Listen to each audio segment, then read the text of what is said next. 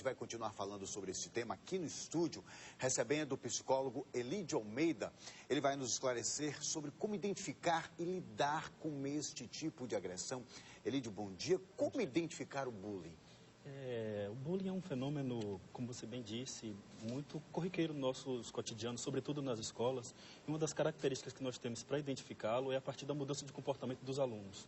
Quando ele começa a se isolar, ele começa a ter um rendimento menor nas escolas, ele começa em alguns momentos também a manifestar algum comportamento agressivo, é sinal de que alguma coisa mudou nesse comportamento dele. E muitas vezes é um sinal de que ele pode estar sendo vítima de bullying. Ou os pais, no caso o pai e a mãe, lidar e solucionar esse problema, ajudar o filho. E até identificar, né, Marcos? Porque tem muitos pais que às vezes não percebem, né? E como é que isso pode estar acontecendo? Exato. E o que é isso, de fato? É um erro muito comum que alguns pais cometem é justamente caracterizar essa mudança de comportamento como um fator natural da idade.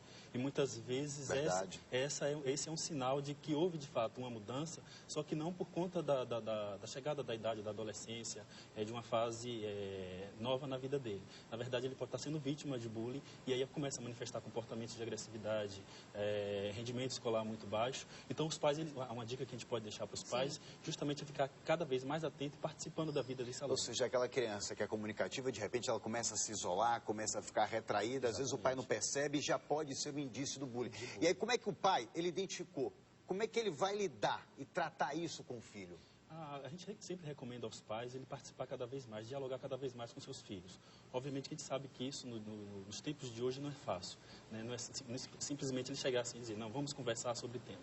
Na verdade, esses diálogos entre pais e filhos costumam muitas vezes ser punitivo.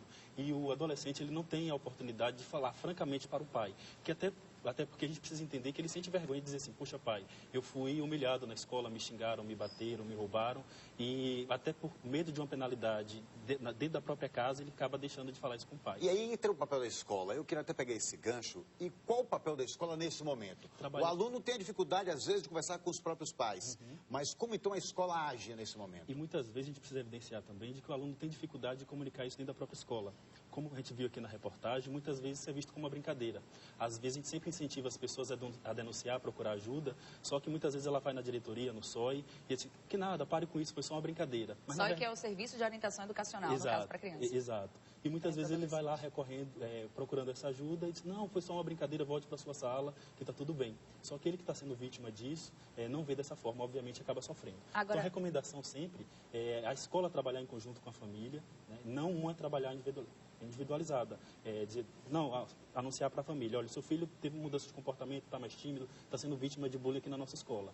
E nem também os pais cobrar exclusivamente da escola. Os dois tentar trabalhar em conjunto para tentar entender essa dinâmica onde os filhos vivem. Agora, gente, estamos falando aqui sobre bullying, inclusive foi capa da revista Veja dessa semana. Tem um caso dessa garota que ela foi condenada, ela conseguiu agora, através da justiça, ter, acho que 35, não sei exatamente o valor, está aqui. Como é que explica aí? O que aconteceu neste caso dela e que hoje a justiça conseguiu comprovar, né, que ela... É um caso inédito no país. Sofreu de bullying. Exato, ela foi vítima de bullying na escola e conseguiu reunir provas e, inclusive, apontar de fato as pessoas que praticavam o bullying na escola, e a escola acabou sendo processada por conta disso e indenizou essa aluna. Obviamente, 8 anos depois, infelizmente demorado.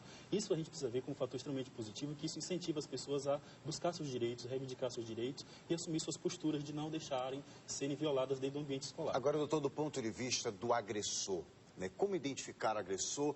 Como você perceber que é apenas uma brincadeira ou que aquilo ali já é um tipo de violência mascarado na brincadeira? Como identificar esse perfil do agressor? Mas, no caso, rapidinho, só para complementar, o agressor também tem esse perfil, tem um traço psicológico voltado para isso? Tem, a gente vai encontrar características que vão ser semelhantes entre os agressores. Dentre elas, a gente vai verificar em muitos casos que esse agressor ele é vítima em algum outro contexto. Muitas vezes ele sofre bullying dentro da própria casa dele, pelo padrasto, por um tio mais velho, ou algum membro da família, e naquele ambiente ele não tem força suficiente para enfrentar aquele agressor. Mas, de repente, na escola ele se sente em condições, encontra uma pessoa mais vulnerável e acaba praticando bullying. Então, a característica principal do agressor, a gente vai encontrar muito isso, ele acaba sendo vítima também em outro contexto. E se constitui um agressor porque muitas vezes está muito ligado, sobretudo na juventude, que é aquela pessoa que humilha outra, que reúne a galera, ele comanda uma equipe, ele acaba sendo visto como popular, como forte, esporte, como o valentão, bem quisto na comunidade, muito popular.